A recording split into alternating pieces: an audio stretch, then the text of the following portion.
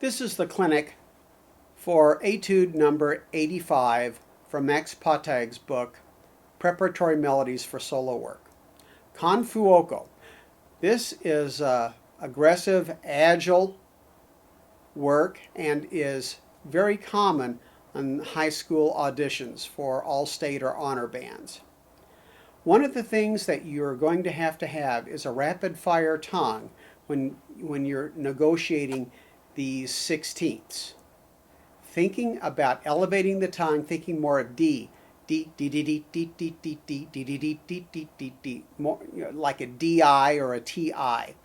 Another thing that you might want to consider, and what I really like to do with this, is go ahead and double tongue some of these 16th note passages.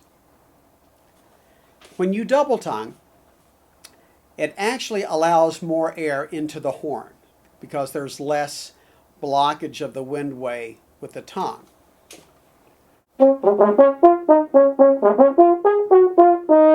Single tongue.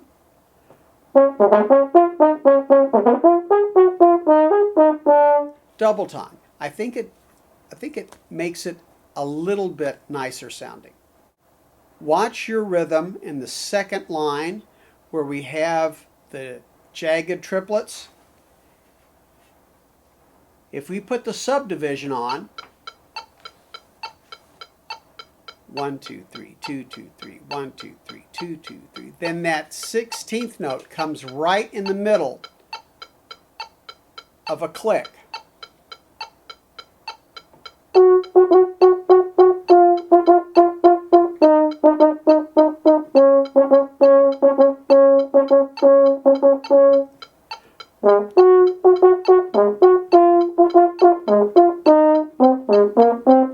So forth like that.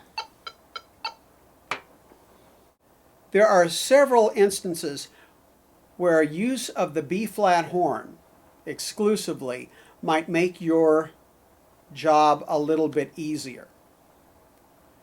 Some of this is in the second half of this exercise, going on to the third line, where you have the fifth bar, you have this E-flat arpeggio. It gets a little bumpy and stuffy on that G when you return. And also that E-flat has a tendency to be a little blurry at times. So if you rely on your B-flat horn, so the B-flat fingering for the E-flat and the C are like the upper octave. Yeah, all those notes, first finger, and then on the next measure, I would stay on B-flat horn going down to your middle C and then using that E-flat like I did before. It's a little bit more predictable. The B-flat horn, it being shorter, makes in this range the notes that we play a little bit farther apart from one another. So it gives you a little bit bigger and fatter target. There's nothing wrong with that. It's not cheating. It's just playing smart. We can also use this same thing in getting into the last line. That first little flourish, the E-flat with the E-flat pickup to the second bar of the last line.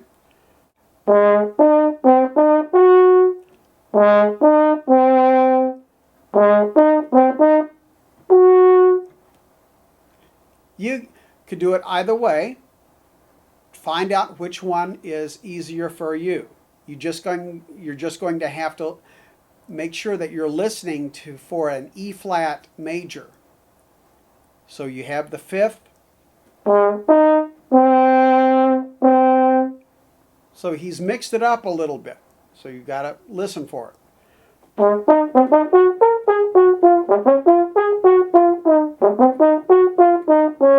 So forth like that. Now that was quite a bit under tempo, but I was demonstrating this for you. So use those B-flat horn fingerings, and I think that you'll be much better off. Now, talking about double tongue. When you use double tongue, I hear sometimes younger students are choking it out. They're actually trying to stop the air on both areas of the tongue, not only the tip of the tongue, but also in the guttural enunciation, the K or the G. It's like tick, tick, tick, tick, and they're almost choking off. Glance the tongue across the airstream so the air really doesn't stop.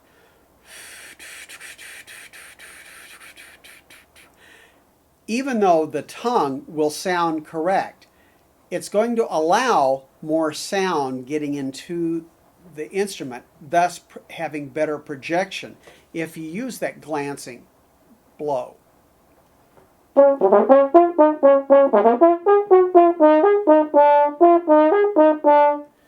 It's a lot easier to play faster too.